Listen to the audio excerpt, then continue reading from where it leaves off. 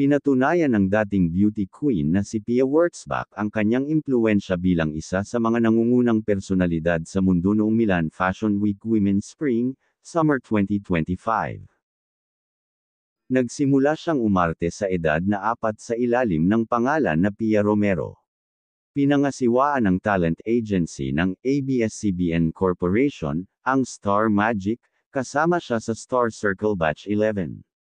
Sa kasikatan ngayon ni Pia, ang tanong ng ilan sa kanyang mga tagahanga ay kung gaano na kayaman ngayon ang actress, at ang kanyang mga naipundar simula nang siya ay sumikat.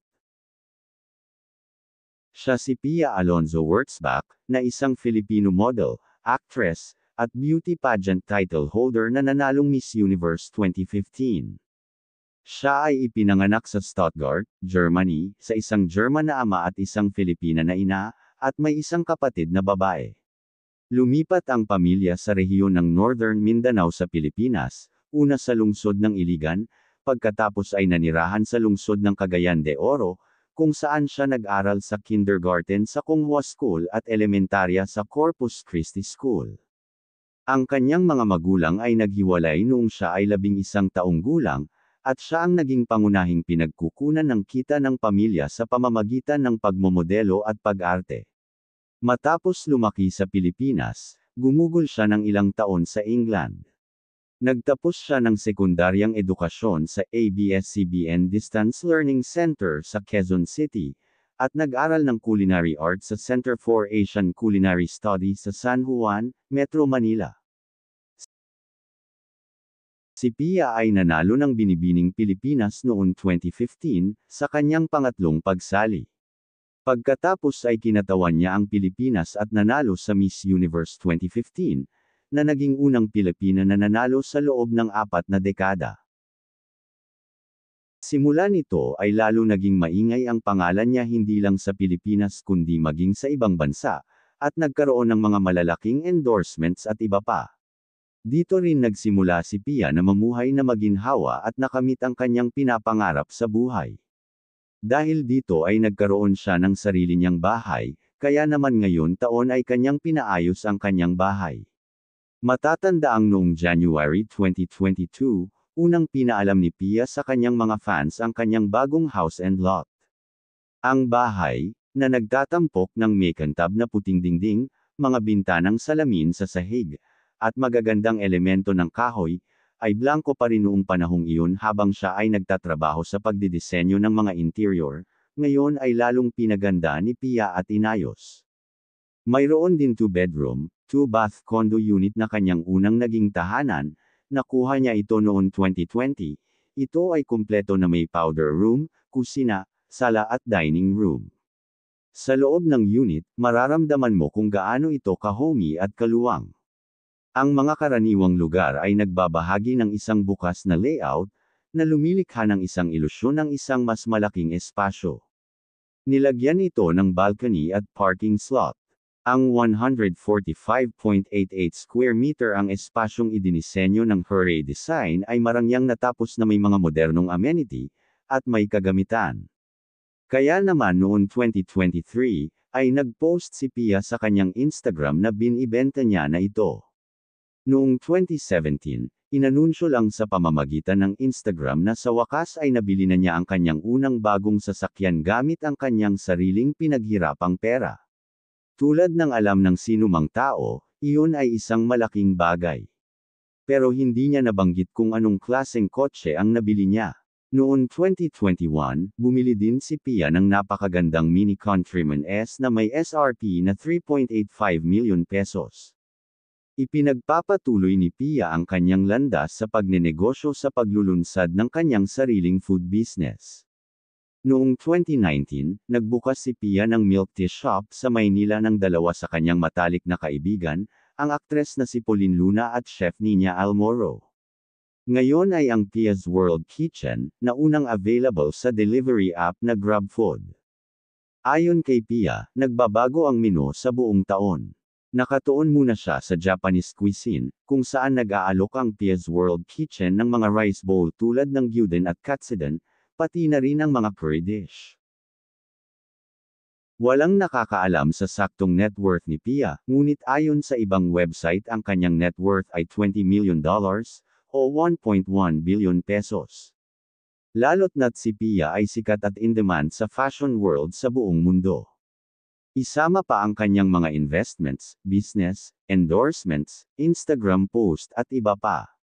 Habang tumatagal ay lalong lumalaki ang net worth nito, lalo na sa kanyang malalaki at international na mga endorsements gaya ng Bulgaris na naging newest house ambassador noong June 2024, kasama na ngayon si Pia sa hanay ng mga international celebrity na sina Anne Hathaway, Priyanka Chopra at Zendaya bilang mga kinatawan ng luxury Roman jewelry house. Pati ang shoe endorsement na Skechers bilang first ever brand ambassador in the Philippines. Noong 2022, si Pia ang highest paid Filipino sa Instagram ayon sa NetCredit. Sa lumabas sa data na kumita si Pia ng halos $3.67 million, o 213 million pesos mula sa Instagram ads noong 2021, ang pangalawa sa pinakamataas sa Southeast Asia sa likod ni Lisa ng Blackpink mula sa Thailand. Samantala, lumabas din si Pia bilang top celebrity voice para sa isang beauty brand na isa sa mga sponsor ng Cannes Festival. Nakagawa ang Filipino-German actress beauty queen ng $2.1 million MIV para sa brand mula sa 10 posts sa kanyang Instagram.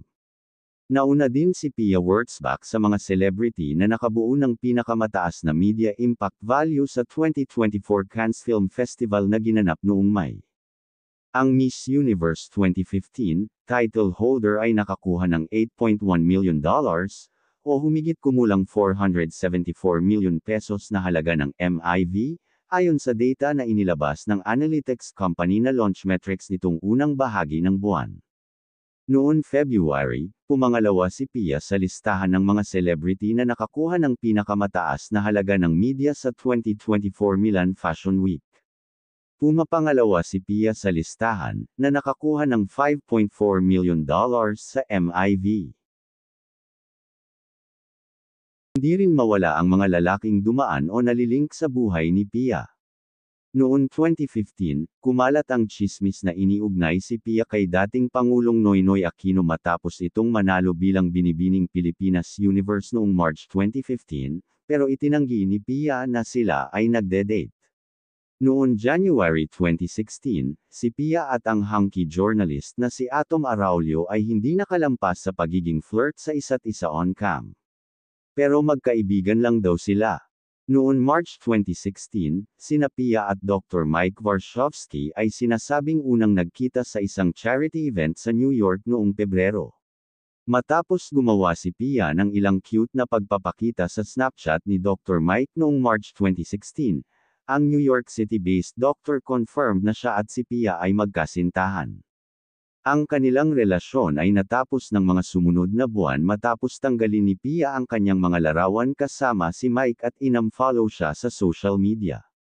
Noong September 2016, ginulat ni Pia ang World Universe nang mag-post siya ng couple pic kasama ang race car hottie na si Marlon Stockinger. Bagamat una nang itinanggi ni Pia ang pakikipag-date kay Marlon at idiniin na malapit silang magkaibigan. Noong 2017, nag-tweet si Pia na nilayon niyang manatiling walang asawa at walang anak. Gayunpaman, noong June 2020, kinumpirma niya ang kanyang relasyon sa Scottish na negosyante na si Jeremy Jonsay. Pagkalipas ng 2 taon, inanunsyo nila ang kanilang engagement. Ang kanyang kasal noong March 24, 2023, ay inihayag lamang noong May 5. Ang venue ng kanilang kasal ay ginanap sa North Island, Seychelles.